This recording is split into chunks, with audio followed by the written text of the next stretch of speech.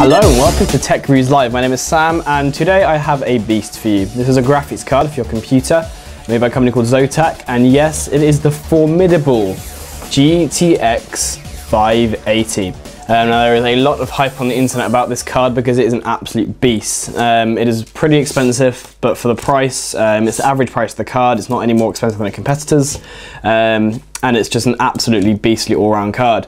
So I'm going to go through some of the specs of this Zotac GTX, or it's an Nvidia card obviously, so Zotac Nvidia GeForce GTX 580, that is the official name. And basically it's pretty much the highest card you can get on the market at the moment. It's well up there with the best. You're going to get incredible, and I mean incredible performance out of this thing. It is souped up to the absolute max. Some specifications. This is the 1.5 gigabyte memory to be precise. We got 1,536 megabytes of RAM on this card here, which is huge. And this is GDDR5 RAM, so it's the absolute fastest that you can get at the moment. And this is at a clock speed of 4,008 megahertz going on the RAM. Now, as far as the clock speed of this card, its factory comes as 772 megahertz as a core clock speed. Obviously, if you want to, you can overclock this. That will, you know, I don't recommend. Well, you can overclock. It might not break it, but Zotac may have it may void your warranty if you do decide to overclock and it breaks, because overclocking can break your card. But 772 as a core clock on this card is just ridiculous. That is stupidly fast. As far as ports go, we'll crack open it. That's enough of the specs. Let's have a look at the actual card. Okay, so this is what the box looks like, without it closing nicely. That's what you get in there. So we're going to remove this plastic lid. Okay, inside you get a few little bits and pieces. You do get, I'm going to open it up, a mini display port to HDMI adapter. So basically on the back of this card, as I'll say in a minute, it does have a mini display port out. So basically that goes into the graphics card, and then you can plug a HDMI cable in the back. So this means you can play back things from your graphics card to your HD TV. You can transmit audio through there as well. So that's a really cool feature if you want to hook the graphics card straight to your TV in HD. You get, I'm going to open these as well because eventually I need to use them. You get a so we got basically a power splitter. So if you take two, because it's so powerful, it needs a lot of power, so you take two 6-pin power cables, and this goes into a 8-pin power cable for the graphics card, because that's what it takes. If we show you just there, it takes an 8-pin and a 6-pin. Have a look at that. That's how power hungry it is. It's a beast. So 8-pin there, 6-pin there. So here's your 8-pin, which converts from two 6-pins. And then you have here a connector. This is just in case your power supply doesn't have these cables already, so you don't have to use these cables. You can just go straight from your power supply. Then this is the two 4-pin Molex cables to the 6-pin. So basically that plus that equals the right plugs for the graphics card. Cool. Now you also get a VGA to DVI adapter, which is pretty standard in all graphics cards. I have a billion knocking about, so that also is in the box at the moment. I'm holding the card here. As you can see, it's pretty damn huge. It is an absolute beast. You've got some, the standard Zotac artwork on the front, pretty normal for them. Looks pretty nice. It's a 2-slot card, so you only need a space for a 2-slot card. You can see they're heating on top, and then we got VGA port, HDMI port, or mini HDMI. Sorry, that's the mini display port. So I'm going to plug this in now just to show you. There we go. So that's in there, and you can now see we've got that adapter in there. So you've got a HDMI port on the back. Cool. Yep, the card itself, I mean, it's a graphics card. It's big. Construction feels good. Cooling looks pretty substantial, so I'm going to pop that to one side just on here. And I'm being careful with this card because it is like a 400 quid card. I will mention that at the moment. These are going for about 400 to 430 pounds at the moment, or if not more than that. So it's a fairly substantial unit, quite cool. In this little bit here, we have some DVDs, so let's have a look. Or CDs, we've got installation CD, so we've got the Zotac drivers, Zotac boosts, other stuff like that, some special Zotac software. Prince of Persia, that is cool. This is the copy of Prince of Persia, the game, the full game, which you get with it. Excuse me, which is quite a nice game bundle there, so it's nice to get some free games. That's always nice with a 400 graphics card. At least you get one game, so that's cool. Prince of Persia, the Forgotten Sands. You get the user manual, which should help if you're a noob. Extended warranty, so details on your warranty and a quick install guide in here as well. some info on Zotac Boost, which is like their little way of interacting with programs and getting the GPU to do some computing.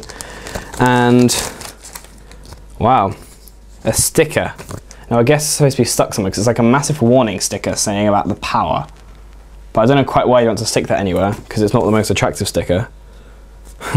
It says, please allow the graphics card to cool after operation before removing from your system. I guess they're saying it's a bit of a beast and it gets hot. I reckon that's what they're saying.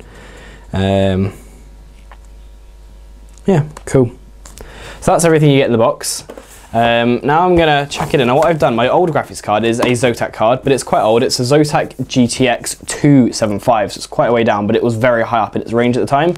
So we're gonna just compare that. I mean, it's a bit of a random test, but what I'm gonna do is I'm gonna show you what my system was before and how much of a difference this high-end card makes to what my system scored in the benchmarks. So I'm gonna be running 3D Mark Vantage. Now the reason we're not using the most recent version of 3D Mark 11 is because the GTX 275 is a DirectX 10 card, and 3D Mark Vantage, the benchmarking software, is only for DirectX 10. So although this can run DirectX 11, we're just going to test it with 3D Mark Vantage. I might run a benchmark on 3D Mark. No, sorry, we're going to run, I'm going to run a test on 3D Mark 11 as well. So test it in DirectX 10 and DirectX 11. And saying what it can do, I will just read what it can do quickly. Basically, it does SLI, Nvidia 3D Vision, PhysX, CUDA, Pure Video, Nvidia Pure Video. We got on the back 2 dual link DVI connectors, HDMI 1.4a, HDMI over audio, HDCP compatible, and OpenGL 4.1. So you got all the specs. Oh dear me, sorry about that. You got all the specs that you expect from a graphics card of this caliber. So I'm going to check it on my computer now. I might show you my build again, and we'll see how it benchmarks. Okay, so the first benchmark we did was on 3D Mark Vantage. Now this is a program that runs a really complicated video, which is what you're seeing here, but it's not a flat video, it's actually rendering it as it goes. So basically, the frame rate in the bottom of the screen at the moment is lower because we're recording via fraps off it, but when we ran the benchmark, here are the scores. So the GTX 275 on the left got 32.28 frames per second, and the GTX 580 on the right got a massive 55.3, so you can see there's a huge advantage between the GTX 275 and the GTX 580. Now, this is probably the best benchmark because this program is designed for benchmarking graphics cards. It pushes them to the limits pretty much, and it's a really good way to give a clear comparison between the two cards.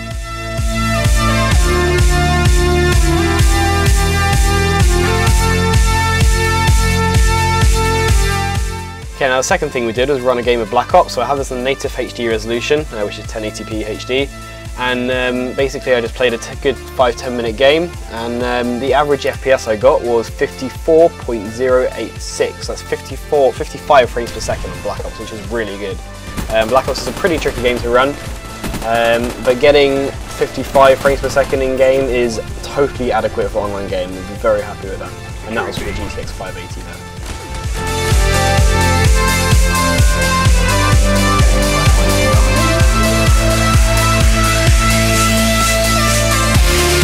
Okay, and lastly we ran Crysis Benchmark. Now Crysis Benchmark is a utility you get with Crysis, the original game, and basically we ran this test 4 times to get an average FPS, and the average FPS we came up with was 48.48, which is quite a weird number.